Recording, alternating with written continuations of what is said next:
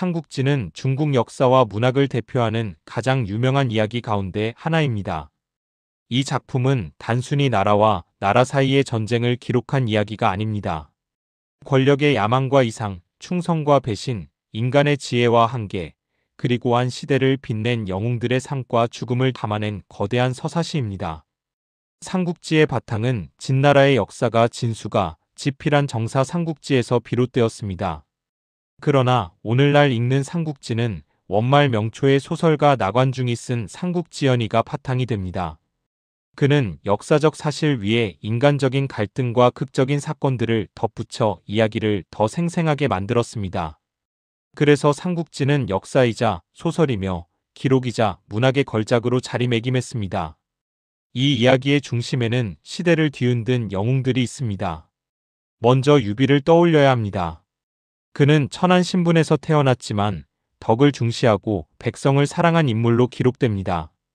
정치적 능력은 부족했지만 사람의 마음을 얻는 데에는 탁월했습니다. 그의 곁에는 관우와 장비라는 든든한 형제가 있었습니다. 관우는 붉은 얼굴에 긴 수염 그리고 청룡 언얼도를 휘두르며 전장을 호령했습니다.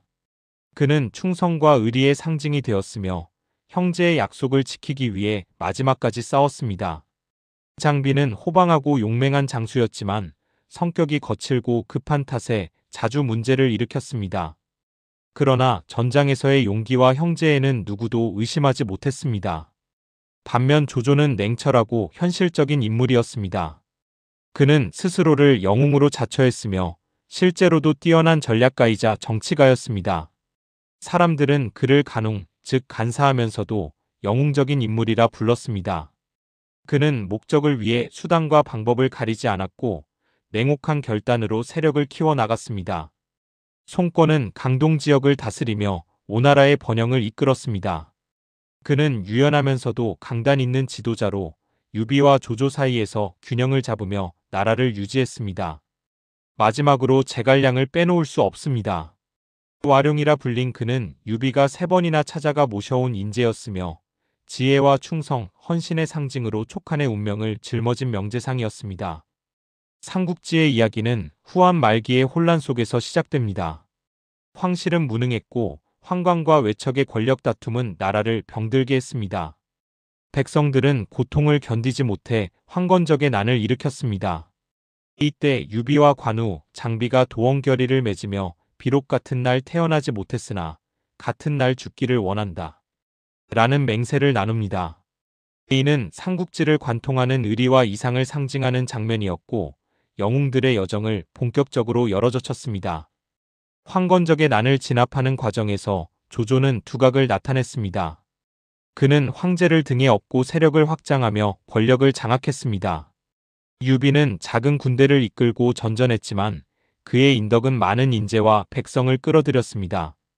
곧 북방의 패자 원소와 조조가 충돌했고 관도대전에서 조조는 기민한 전략으로 대군을 무너뜨리고 화북의 패권을 장악했습니다. 이 승리 이후 조조는 천하통일의 야망을 본격적으로 드러내며 남하를 시작했습니다. 그러나 강남에는 송권이 버티고 있었고 유비는 제갈량을 얻어 세력을 키웠습니다.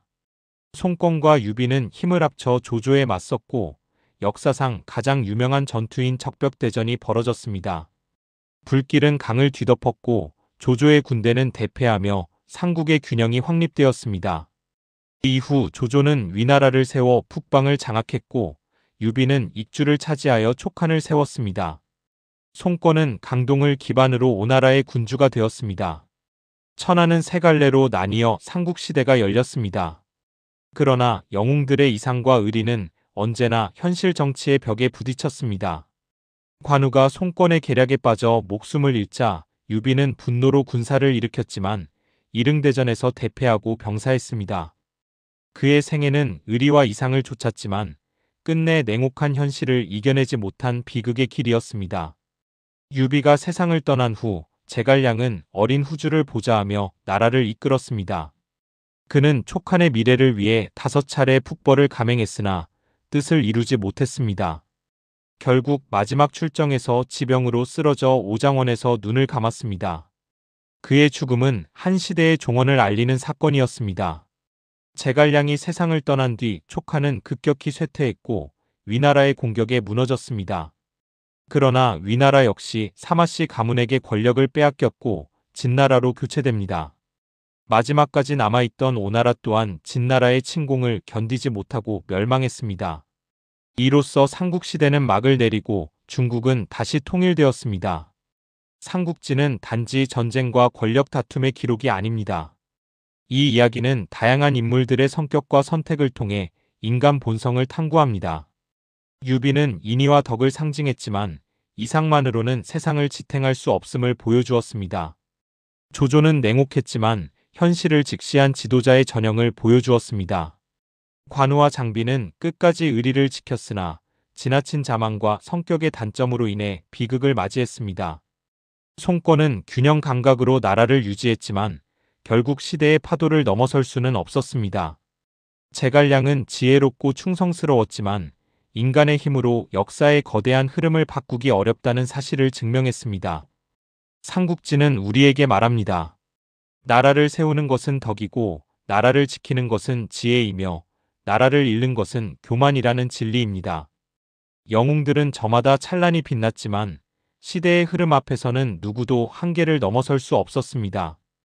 그럼에도 그들의 이야기는 천년을 넘어 오늘날까지 살아 숨쉬며 인간이 살아가면서 마주하는 이상과 현실의 갈림길에서 깊은 울림을 전합니다.